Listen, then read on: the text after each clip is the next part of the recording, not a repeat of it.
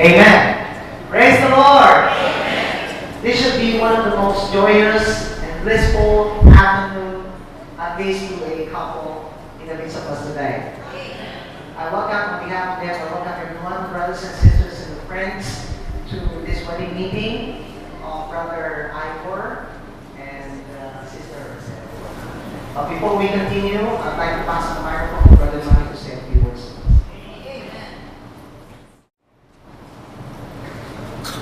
Amen. Praise the Lord. Lord, ako po ay nagagalak tuwing meron pong kasalan. Kasi ganito po ang nararamdaman ng Espiritong nasa loob ko, mga kapatid, mga kaibigan. Hindi ko ma-express yung aking kasiyahan sa salita dahil, oh Lord Jesus, ganito rin yata yung naramdaman ko nung kinasal kami ni Sister Mary Ann. Yung dati kong girlfriend, ngayon ay misis ko na. Praise the Lord! Nagulat ako nung tinawagan ako ni Sister Rachel. Pagbibigay daw ako ng opening word, ano kaya sasabihin ko? Pero salamat sa Panginoon, may binigay din siyang verse. Actually, opening talaga kasi nasa Book of Genesis. Sa Genesis 2:18, sabi doon ng Panginoon, and Jehovah God said, it is not good for the man to be alone. Di ba malungkot po pag nag-iisa? Talagang malungkot pag nag-iisa. Tapos, oh Lord Jesus. Kaya sabi ng Panginoon sa pagpapatuloy ng verse na yun, I will make him a helper as his counterpart. Salamat sa Panginoon dahil para sa akin noon, parang baliwala yung verse na yun, pero nung magkaroon ng pagkakataon na binigay sa akin ng Panginoon na ako ay kanyang mabawi, ma-recover, mapasa recovery ng Panginoon, ay yung palang sinabi ng Panginoon na yun ay actually hindi siya nagsasalita para lang doon sa taong na kanyang ginawa, kundi nagsasalita siya sa kanyang saloobin. Yun yung heart's desire ng Panginoon. Ayaw niyang nag-iisa. Gusto niya rin magkaroon ng counterpart. Praise the Lord. At yun nga, kaya yung kasalan doon sa Genesis, si Adam and Eve, ay yun yung gusto mangyari ng Panginoon sa darating na pag nabuo na yung kanyang bride, na build up na yung church, na maging bagong Jerusalem, na binubuo ng kanyang mga mandaraig, na kanyang pakakasalan. Salamat sa Panginoon na ito ay isang bagamat prefigure ay or realidad din, pero isang pagpapasalarawan din sa darating na kasalan. At ang bawat isa ay tunay na magalak sa espiritu, mga kapatid, dahil sa pag-iisang dibdib. Actually, pag-iisang dibdib dahil natagpuan na ni Brother Ivor yung kanyang nawawalang tadyang na nasa kay Sister Rachel. Praise the Lord. Pag may pag-iisang dibdib ay unti-unti nagkakaroon ng katuparan ang mithiin ng Panginoon.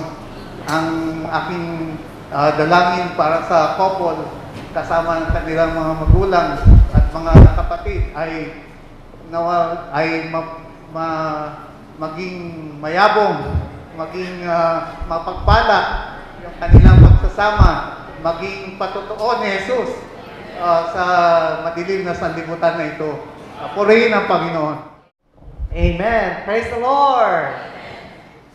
Just as the Lord was able to find a counterpart in the church this afternoon, Ivor will no longer be alone. After this meeting, he's going to have a lifetime partner. I assume that everyone has a copy of the handout, so I'd like to ask you to turn it to the last page. Before the last page, there is a hymn there entitled Love with Everlasting Love. We're going to sing this hymn. Amen. Many people in the world are saying that love is blind, right? But in the church life, if we are going to serve, I do believe we should all say, love is actually not blind, right? Well, at least from the Lord's side, He loved us unconditionally, but He was very, very clear. And we should all be very clear that the Lord loved us with such an everlasting love. Another thing is that people are saying that love is like looking at each other every day. But if you're going to serve, love is like, looking at the same direction, which is toward the Lord Himself. This song, I believe, should be an inspiration to all of us. And I would like also to encourage this couple to take this song, this hymn, as a kind of inspiration on their daily walk after this day. So we are going to ask them to sing the first stanza, and then after them, we are going to sing along with them until we finish the singing, okay? The hymn again.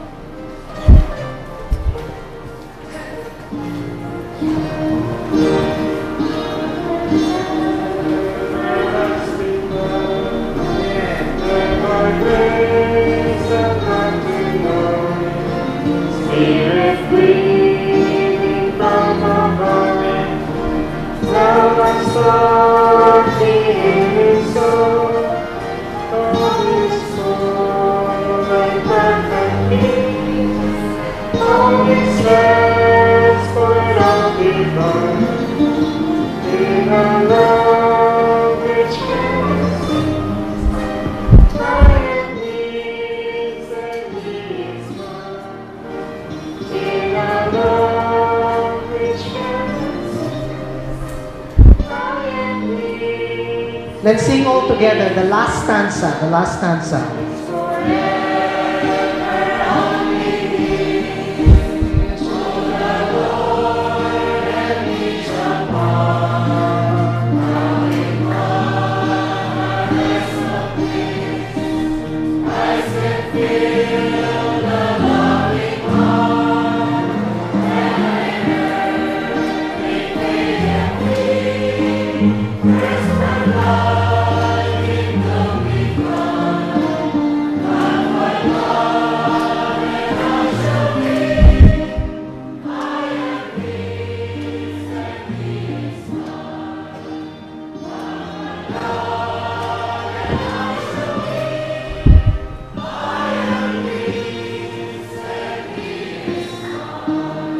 Praise the Lord. Amen. It is actually a very, very blessed thing for all of us to know that the Lord loved us to the uttermost.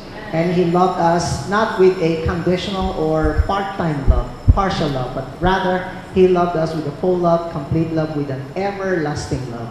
Since both our couple today actually grew up in the church life, and I can say that they have a lot of stories to tell concerning how the Lord loved them to the uttermost and how they have experienced the Lord not only while they were growing up in the children's meeting. Both of them grew up in the children's meeting, in the young people's meeting, and if I'm not mistaken, they met in the training.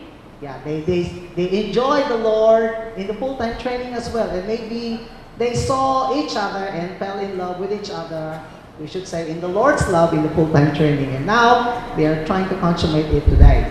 And this love that they have experienced, I do believe they wanted to share with their friends and with their relatives probably that have come over this afternoon. So they have invited our brothers, Brother Romy and Brother Jewel, to say a few words of the gospel this afternoon. Who would be the first one, Brother? Amen. Praise the Lord. Every time we have this kind of meeting, marriage meeting or wedding meeting, we have a feeling of something strange. Why? Because this is not meaning that is common. This is something special. Why? It is because there is a intrinsic meaning behind of it. Nais ng Diyos na makiisa sa tao. At this juncture, hindi lang ang Diyos ay naging ating manliligtas, manunubos, kundi siya ang ating kasintahang lalaki. Amen. He is our bridegroom. Now, in our handout, how about we'll read the title and also some points of the outlines. Amen. The centrality and universality of Christ and the union of God and His people to be a universal couple. How about we read it once again? The centrality and universality of Christ and the union of God and His people to be a universal couple. This message or outline is very deep because this is the request of the bridegroom and the bride. This is the topic of one of our topic of morning revival recently, and also our video training is about Christ as the centrality, amen, and universality of God's economy. In the whole Bible, from the beginning, even in the book of Genesis, we can see that God have a kind of desire. He has an intention in His creation of mankind. Just in Genesis 1:26, God said, "Let us make man in our image and after our likeness." Before, my understanding for this verse is just God created man just for their existence. That man would live in this human life and enjoy this created world where God prepared for man. The man would enjoy all the trees or the plants, the animals, the birds, and the beautiful spots in this world today. Then man, at the end, will die. But if you get into the intrinsic meaning of God's creation, God said, "Let us make man." Dalangin natin ang tao according to our image and our likeness. Why? Bakit nais ng Diyos na lalangin niya ang tao ayon sa kanyang wangis at larawan? It is because God wants to be one with man. Nasa kaibuturan ni kanyang puso na nais niyang makiisa sa tao. Hindi lang maligtas ang tao, hindi lang sapat tubusin ang tao. Ngunit, nais ng Diyos na makiisa sa tao. At ang pagkikiisang ito ay hindi lang isang samahan, kundi it is something intrinsic. Hindi lang isang relasyon between the father and the children, or the mother of the daughters, or the friends, but it is between the two lovers, because God fell in love with man. Yung hymn kanina, kinanta natin, it is love with everlasting love. So this love is not only, limited by time and space. This love is something everlasting, something eternal. From eternity past, God fell in love with man. And so in eternity future, also God fell in love with man. This is something mysterious in man. But thank the Lord this afternoon, friends, brothers and sisters, nais nating buksan natin mga puso ngayon. Nasa kaibuturan ng puso ng Diyos. Ano ang layo niya sa tao? Nais niyang makisa sa tao. Siya ang ating kasintahang lalaki at tayo ang kanyang sama-samang kasintahang babae. And minor prophets, binanggit dito, Christ is the centrality and universality Bakit kaya si Kristo? Bakit kaya hindi ang kanyang paglalang in His creation? Because in the heart desire of God, in Christ and through Christ, He wants to be one with man in something, in a way that is something organic. So, nung paglalang niya sa tao, ayon sa kanyang wangis at larawan, dahil may layunin siya. Amen. Kaya one day, hindi napigilan ng Diyos. Our God, pumasok siya sa panahon, He entered into time upang malimitahan siya, ngunit for Him to partook the human flesh and the human blood in Christ Jesus as the Son, that He could experience, even sympathize the weaknesses of man, that both God and man could have the first step in this kind of organic union. Amen?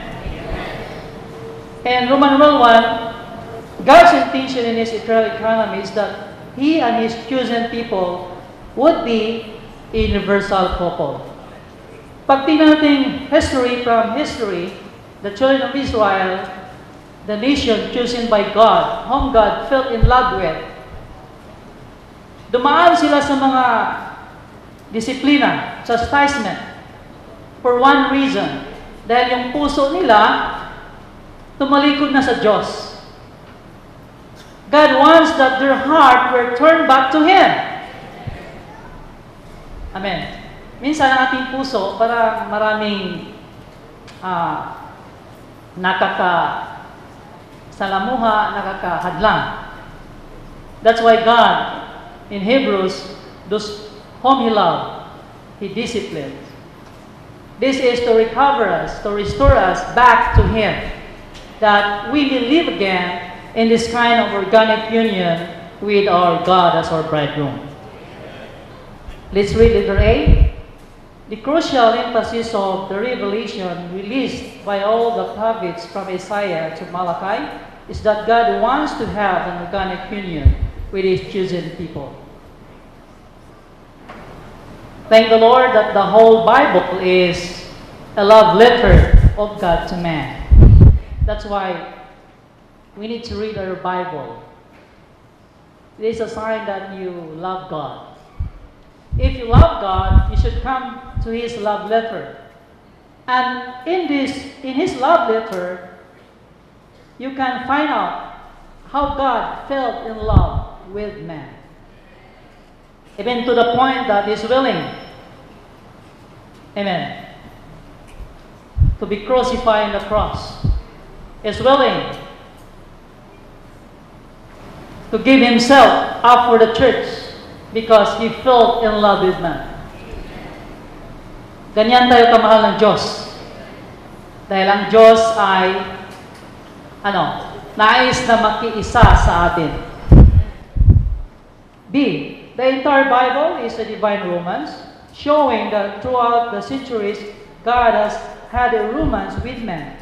Thus, the Bible is a record of how God courts His chosen people and eventually marries them. Throughout the centuries, our God is courting us. Nangliligaw siya sa atin. Sinusuyo niya tayo. No, generation after generation. Amen. Ngunit yung tao, payaw-ayaw, no? He has a lot of, he is busy doing things. Amen. Busy-busy ba tayo sa ating mga ginagawa araw-araw? Maaari yung mga nanay busy-busy sa pag-alaga ng kailang mga anak without touching God at first. Maaari yung mga tatay busy-busy sa trabaho, paggising, para kumita, no? In their businesses, kailangan trabaho. But it is sad to say, it was not God at first. Barely said, the first thing that you touch in the morning will be your God throughout the day.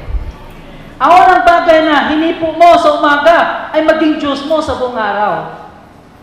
So maging Diyos-Diyosan ng ating mga anak minsan, no? Trabaho, negosyo, o ang paglinis sa bahay. Then tinalam, may isang taong nangliligaw sa atin. Isang Diyos tao. Hindi lang tao, isang Diyos. Hindi lang din siya Diyos, kundi tao. He's always courting us. Every time, He's bothering us. Sometimes we have our success in life. Napaaral naman yung mga anak. Mga cum laude, summa cum laude, they have a lot of honors, pero walang satisfaction. Why? Dahil may isa na hindi mo binigyan ng panahon. It is the Lord our God. Do you love Him?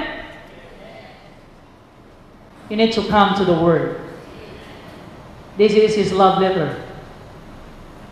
Every time you come to this Word of God in the Bible, amen, you will be restored, you will be gradually restored back to Him. And your relationship is something intimate, affectionate. And this is our God, our loving God, courting us generation after generation. Until now, He is courting us.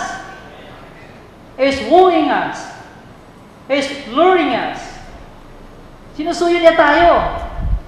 Amen. We are not for our family alone. We are not for the business alone.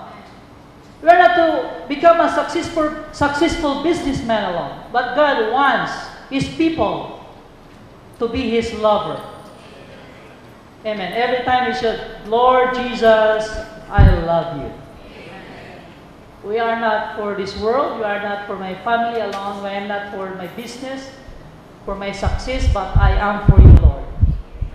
Because you love me and I love you in return. See, God created man with a purpose of having a counterpart. Di ba, mas sweet pag ang pag-usapan ay kapareha? Amen? Para bang yung mangiibigan, pag gawin mo ang isang bagay para sa kanya, madali mong gawin. Bakit? Ginawa mo siya sa loob ng pag-ibig. Amen? Pag ang mag-asawa, pag magsabi yung asawang lalaki, timplahan mo ako ng kape, honey. Tapos si honey naman, nagtimpla ng kape na walang pag-ibig, yung kape hindi masyadong masarap. Bakit? Nalaman ng asawang lalaki, medyo kontra gusto, parang, hindi masyadong, kasi walang pag-ibig. Pero pag ang ating paggawa ay may kasamang pag-ibig, mas lalong matamis. In like manner, the Lord, many times the Lord wants to do a thing, and He wants us to do it in love and with love, because God is love. When the Lord Jesus came, He came as the bridegroom for the bride. It is the book of John 3:29. He came as a bridegroom. Because God wants to have a bride. Ang isang taong, ang isang binata, wala siyang kapahingahan. It is like the Lord Himself as a bachelor. But the Lord, amen, when the Lord came to the earth as a man, and He became the life-giving Spirit after His death and resurrection, then He was being dispensed through every one of us. And this is the first step of God's what? In His courting us.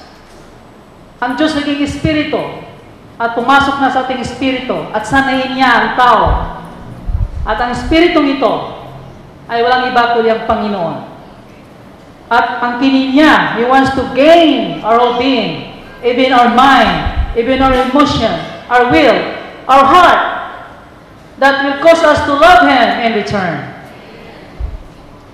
Because God is the desire, Christ is the desire of the nations. Mga tao ngayon, nais nilang kapayapaan, am I right? Sa tahanan, nais nating kapayapaan. Even in the Philippines, or peace and order, nais natin ang kapayapaan in the whole world.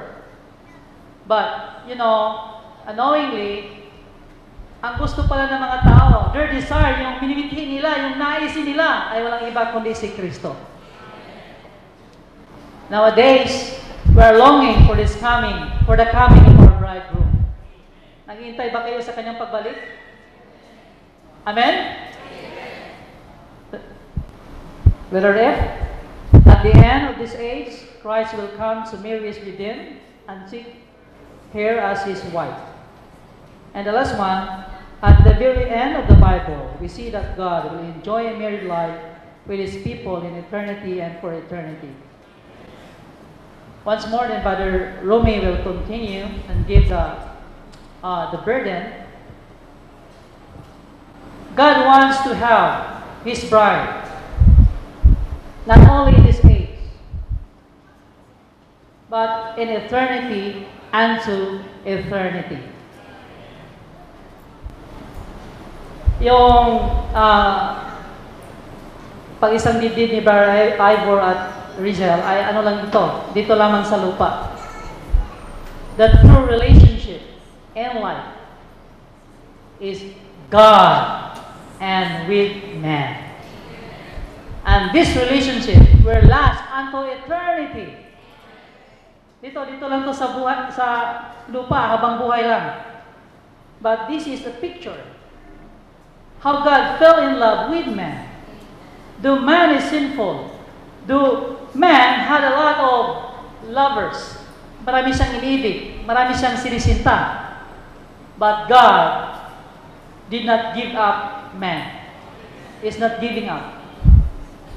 And God will never be frustrated in His love, because by His love, through His love, His constraining love, then we can love Him in return and will become His bride unto eternity. Tinanong ko si Lord anong message na share ko. Although tapos na ang message ni Brother Gio, pero tinapos na niya. Pero the Lord gave me a word kaninang before this time. I'm gonna read a verse to you in 1 Corinthians 13. Earnestly desire the greater gifts, and moreover, I show to you a most excellent way. Ito ang gusto kong i-share sa couple at sa lahat.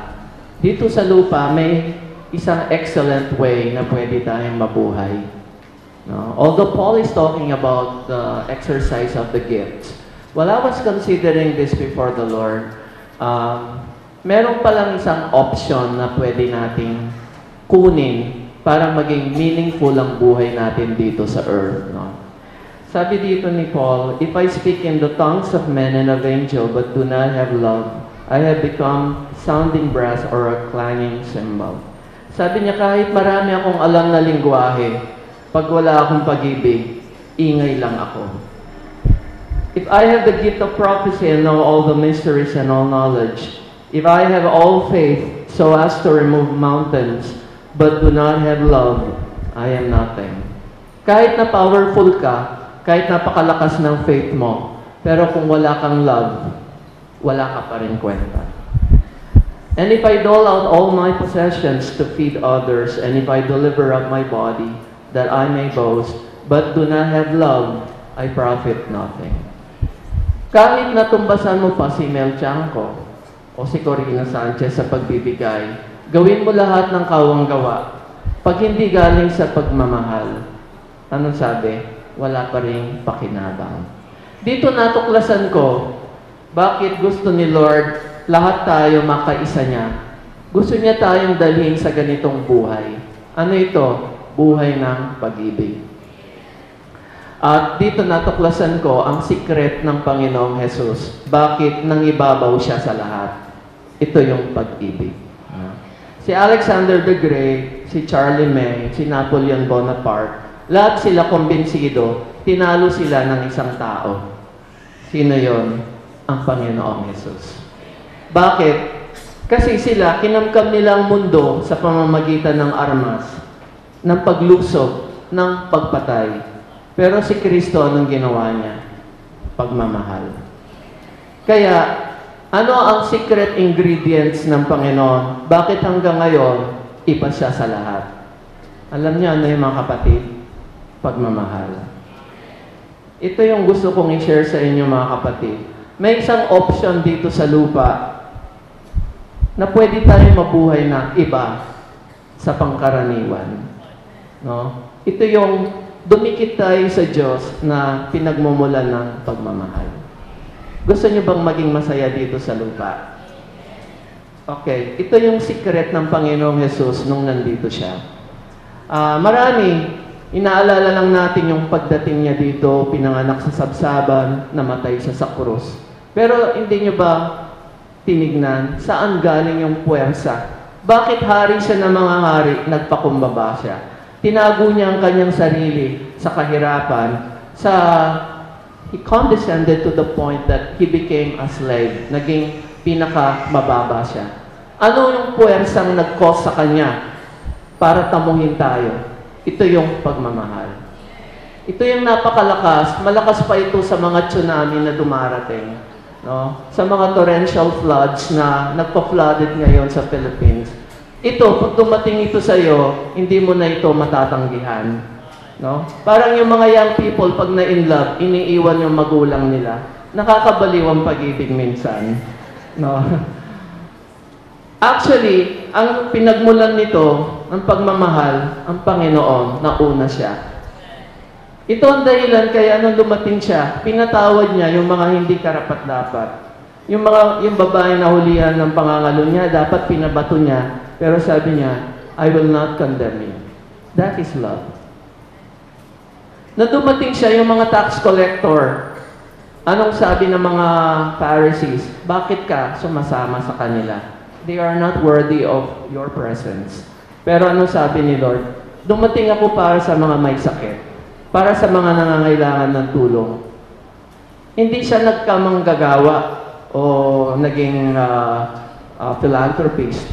Pero may pagmamahal siya. Yun ang naging puhunan niya, mga kapatid. Ang mga magulang, alam nila ang sinasabi ko. Isusubo na lang nila ang kanin nila, bibigay pa sa anak na matigas ang ulo. Napasaway. No? Yung nanay ko noon, lagi niya sinasabi, lalayas na ako sa bahay na to. Ginagawa niyo akong alila. Hinihintay ko naman siyang lumayas, hindi naman siya umaalis. Paggising ko, lagi pa rin ako may pagkain. Papasok ako sa klase, huwag kang papasok na walang laman ng tiyan. Kasi ang pagmamahal ng ibabaw. Ni minsan hindi ko siya nakitang naglayas, kahit na stress na siya. Bakit? Pagmamahal po yun. Palagay niyo ba si Lord, hindi siya na-stress nung nandito siya? Sa mga disipulo lang niya na nag-aagawan ng pwesto, stress na siya. Pero, hindi pa rin siya naapektuhan. Yung mga taong nag-alipos na sa kanya, di ba? Yung mga nagpako sa kanya, nag-alimura sa kanya, paano niya sila nayakap? Isang matinding pagmamahal. Kaya mga kapatid, hindi lang pala sa church kailangan ito, yung pag-e-ensayo ng prophesying, building up of the church in love. Hindi pala. Kaya pala si Jesus, ipinakita niya sa atin, mga anak, ito ang pagmumulan ng lakas ninyo at pamumuhay. Yung buhay na ipinakita ko sa inyo. Namuhay siyang punong-puno ng pagmamahal. Ngayon, ang kanyang buhay naging isang huwaran sa atin. Alam niyo ba, ang pagmamahal na to, hanggang ngayon lahat tayo dumidikit sa kanya. No? Pag down tayo, lalapit tayo kay Lord. Bagamat itong wedding na to, parang may katuwang ka. Minsan, maiinis ka rin sa asawa mo. Gusto mo rin siyang isole sa magulang mo. Pero laging sasabihin ni Lord, sa akin ka magtiwala, dumepende, kumuha ng lakas. No? Kaya ang mag-asawa, pag-ibig pa rin ang magtatali sa kanila, mga kapatid. Kung mawawala na ang pag-ibig, mawawala na ang lasa, ang kulay ng samahan. Kaya dito natuklasan ko, ano man ang gagawin natin mga kapatid, kahit nagtitinda ka, kahit nagtuturo ka, kahit nagbabalot ka lang ng uling, o pinaka-grandiose na trabaho sa mundo, o kahit anong human relationships, dapat hindi po mawala ang bagay na to. Pag-ibig. Amen. dito ko natuklasan din sa sarili ko na kung mawawala na ito, hindi na magandang tumira pa. Diba sa Proverbs, kung ang asawa laging nagnanag, sabi ni Solomon, na wala na niyang pagmamahal eh. Kasi puro pera lang hinahanap. Ang sabi ni Solomon, mas maganda pang tumira sa bubong ang lalaki. Pero very extreme, no? Pero kung pagmamahal ang titira sa bahay, kahit herbs lang ang palaya at saka okra ang ulam, ang sarap. Tama po ba? Ang sarap tumira. Yung uuwi ka, nakangiti, pinaghanda ka ng masarap na sabaw, kahit payless noodle lang, ang sarap pa rin. Kaysa bulaluyan, pero nakasimangot siya. Di ba? Iba yun. Kaya dito, ang burden dito mga kapatid, God wants to be united with us. Gusto niya makaisa niya tayo, maging niya tayo. Pero alam niyo ba, hindi siya nang akit ng salapi. Si Lord Jesus, wala siyang bribe sa atin. Pag sumunod ka, you'll be like Bill Gates or Henry C. No, hindi ka na malulungkot. No, ang sabi lang sa atin ni Lord, sumunod ka sa akin kasi sa loob ko, sa presensya ko, may pambihirang pagmamahal. Hindi kita iiwan, hindi kita pababayaan. Sasamahan kita hanggang sa wakas. Hindi kagaya ng kasalan, pansamantala lang ito. Pero ang kasalan na gustong mangyari ni Lord, habang buhay, makakasama natin siya. Kaya mga kapatid, matagal nang naghahanap ang Panginoon ng mga taong pagbibigyan niya ng pagmamahal. Nalulungkot ako, maraming mga tao ayaw tumanggap sa Panginoon. Sabi ko, hindi lugi ng Diyos, sila ang malulugi. Kasi, wala ka eh. Nasa Diyos ang lahat. Pag tinakwil mo ang Diyos, di mo siya pinansin, ikaw ang lugi. No? Amen. Kaya, ang burden ko ngayon, mga kapatid, ang Panginoon, matagal na siyang nagmamahal sa atin. God so loved the world. At sa pagmamahal niyang ito, wala siyang alam gawin kundi magbigay, magbigay, at magbigay. Di ba mga tao mahilig tumanggap? Pero para maranasan mo ang pagtanggap, kailangan mo munang tanggapin siya, yung nagbibigay. Kasi ito naman ang gusto niya. Kaya nga, if you will just read the Bible, you get to know the God who loves us. May nakausap ako kahapon galing sa Middle East, madaming mga Muslim na nasave doon. At isa sa mga Muslim ang nagkwento na nagbabasa daw sila lagi, ng Quran. Pero ang sabi niya, habang binabasa namin yon, napupunuan kami ng hatred, napupunuan kami ng galit, ng muhi, ng jihad wars. Na wars are holy, we can fight the battle against our enemies. Pero ang kaaway nila, mga tao. Tayong kaaway natin si Satan, hindi tao. Pero ang Bible, iba. Kakabasa mo, bakit yung kaaway mo namamahal mo? Bakit yung biyanan mo na hindi mo matanggap, namamahal mo? Yung hindi mo mapatawad, eventually, pag dumikit ka, binasa mo ang Bible, nagiging parang maamong tupa ka. Sige na Lord, patawarin ko na siya. Anong nangyayari? Na-hypnotize ba tayo? No. Because the God of love permeates us with His love. Tangi lamang pag dumikit tayo sa Diyos na puno ng pag-ibig at sa salita ng pag-ibig, doon tayo mababago. Doon tayo magiging kaisa ng Diyos. At natutunan ko rin na tayo mga Christian, pwede tayong mamuhay ng buhay ng pag-ibig. Hindi lamang sa pamilya, pati sa church, pati sa sanlibutan. Kaya magiging asin tayo ng sanlibutan. Magiging iba tayo. Mga kapatid, ito ang susi ng pamumuhay dito sa lupa. Na ang Diyos ng pag-ibig, isang araw dumating para maiugpong tayo sa Kanya. Isa pa, huwag nating kaligtaan makisama sa mga tao ng pag-ibig. Kaya lagi tayo nagmi-meeting, no? Busy man tayo, at the end of the day, gusto natin mag-meeting. Kailangan dumikit din tayo sa mga tao ng pag-ibig. No? Hindi lang sa Diyos, hindi lang sa Bible. Kailangan ma-encourage din tayo ng mga tao. No? Kaya may fellowship tayo, may meeting tayo. Ngayon, si Rachel at saka si Xavier, dati influensyado sila ng magulang nila. Ngayon sila ng dalawa mag-i-impluensyahan. After 10 years, magkamukha na sila. Pati ugali, pati actuations, lahat. At pagtatanggol na nila ang bawat isa. Bakit? Kasi ang pagsasama, impluensya.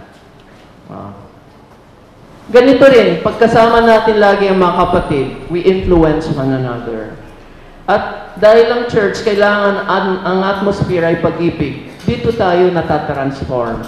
Dito tayo nababago. Kaya mga kapatid, kahit hindi nyo gusto ang ugali ng mga kapatid, pumunta pa rin tayo sa pagpupulong. Hindi naman sinabi ni Lord, like your brothers and sisters. Parang Facebook, no? Hindi like, kundi love your brother and sisters. Even if you don't like them, you love them. Tama ba? So, napakalaking utang natin sa Panginoon kasi kung wala siya, anong uring buhay meron tayo ngayon? Dinala niya tayo una sa Kanya bilang ang pinagmumula ng pag-ibig. Dinala niya tayo sa church life para hindi maubusan ng pag-ibig. At sana itong kasal na to maging tanda na gusto ni Lord maging kaisa natin siya para habang buhay, ang buhay ng pag-ibig ang siyang magkokontrol at pupuno sa ating pamumuhay. So, lastly, ano ang response natin? Sana hindi na tayo magduda na mahal tayo ni Lord. The fact na buhay pa tayo, pagmamahal na yan. The fact na pinatawad ka, pagmamahal. The fact na niligtas ka, mahal ka ng Diyos. The fact na may trabaho ka, mahal ka pa rin ng Diyos. Pero ang pinaka-greatest na pagmamahal na pinakita niya, sabi ng Bible, yung namatay siya, binigay niya lahat. Wala siyang pinagkait. Kaya sa Romans 8 sabi niya, kung ang kanyang anak ibinigay niya, ano pa ang hindi niya maibibigay? Di ba mga kapatid? Xavier, tsaka si Rachel, pati asawa binigay niya. Ito ay tanda ng pagmamahal. Kaya sana tayo, mahalin natin siya. Kaya nga the greatest commandment sa Bible is not to build a church, but it is to love God. The greatest commandment is love God with all your heart, with all your soul, with all your strength, with all your mind. Ito ang gusto niya kasi ganito rin siya sa atin. Amen. So, number 1, dapat siya sa atin, si Kristo. Siya ang maging una. Kunin natin siya. At pangalawa, huwag nating iwanan siya. Okay. So, panghuli sa mga couple, meron akong tatlong sa kanila. Number 1, ang kasal, pagsasama dahil may pag-ibig. Kaya number 1, dapat pagkatapos ng kasal, wala nang iwanan. Wala nang hiwalayan. Ang iiwanan lang, mga magulang. Mga magulang sana wag sumama. Hayaan silang matuto. Okay. Sinabi ng Bible yan, masasave ka sa maraming problema pag hindi kayo nag-iwanan. At pag iniwan mo ang nanay at tatay. Hindi ko naman ibig sabihin wag nyo na silang pansinin. Pero, you will be spared of the 80% of the tribulation. No? Mula sa mga in-laws. Nasa Bible po yan, huwag kayong magalit sa akin.